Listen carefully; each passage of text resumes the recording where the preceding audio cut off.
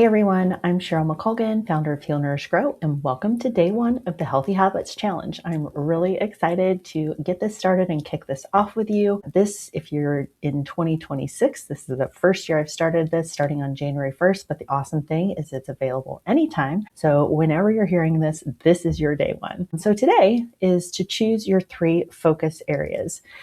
We're doing discipline as repetition, as consistency. It is just something that you learn over time, but you do have to practice it. You don't have to be perfect. You just need to do it. And so today's habit won't take you too long at all. You're going to choose the 3 focus areas for the next 30 days, and then write the smallest version of each one that still counts. And so this can be things for you. I mean, we have the daily movement, which is 10 minutes a day. So if you already have a really regular exercise program, maybe you commit to adding 1 day a week of some new movement, or maybe it's a slightly longer movement, or maybe your focus area is working on your spirituality, or maybe it is mindfully drinking if you drink alcohol. I actually have some friends over at Sunnyside, and they are doing a totally free challenge for this month too that focuses on just being more mindful around drinking. You don't have to do a totally dry January. It can be kind of a semi-dry January. But anyway, they are offering that for totally free. You don't even have to put your credit card in. I've got a special link for that, and I will make sure that that is in the show notes and down below for you if you're on YouTube. So it could be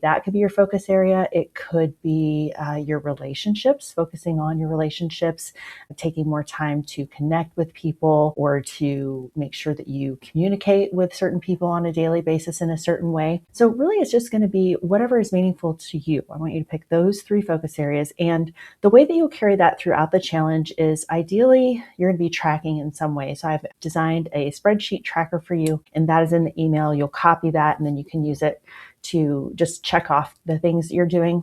You can also use it to make a note of what your 3 focus areas are. And so ideally, every day when you get the email and or watch the video or listen to the podcast, I want you to have those 3 focus areas in mind and see if there's a way that you can integrate the habit that we're trying into those focus areas so that it's really meaningful to you. It won't always work. There will be some of the habits that you'll just be trying just to try, and they won't necessarily relate to your 3 areas of focus, but you're just going to be mindful on a daily basis of these focus areas and keep those as something in the back of your mind that you're always trying to work towards. And if there's any way that you can integrate it with the daily habit, then that's even better. So this is all you have to do today, along with your 10 minutes of daily movement, because that's going to be every single day. And this is any movement that works for you. There's more explanation about it in the email, but it could be really anything: canoeing, biking, running, walking, dancing, yoga, just any kind of joyful movement, ideally something that gets your heart rate up just a little bit. So depending on where you are in your fitness journey, that can literally just be walking around the block, or say, that you're a runner. Maybe you make a new habit around 30 days to do something slightly different with that, whether it's increasing your speed or taking more days off, if that's something that you need. I want you to you just honor your body, but you're still going to move your body for 10 minutes every single day. So if you're already very, very active, that might look something more like on your day that's supposed to be a rest day. Maybe it's just some gentle stretching or mobility work. So really, you're going to customize this challenge so that it works exactly well for you.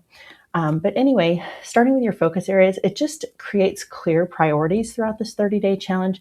It's going to reduce overwhelm because you're just going to focus on those 3 things right now, nothing else outside of that. That's not to say that you don't have other goals or other things that you want to prioritize in the future. But for this 30 days, we just want to give clear focus to these 3 so that we can really give those a chance to take hold. And this clarity is just, like I said, will reduce your overwhelm. It's going to eliminate decision fatigue, because anytime there's a question, you just go back to those 3 priorities and you're going to make that very clear in your mind. That'll help you make your decision. And so you just spend less time deciding and more time doing, ideally, with those high priorities in mind. It should also just take a little less mental energy when you know that those are your priorities and you've already decided that's what you're focused on for this 30 days. It should make everything a little bit easier. So I would also like you to consider, if you're a person that this kind of motivation works for you, instead of just having it, on your phone in a tracker app And there'll be some links in that first email for apps that I like and things that you can use. But it's also nice to just maybe see it in the morning when you get up. So if you always, go in the bathroom to get ready in the morning, maybe writing your 3 focus areas for the month on a sticky note and putting it on your mirror, or making it your screensaver on your phone, just somewhere where you're going to see it often enough that it keeps it high priority in your mind.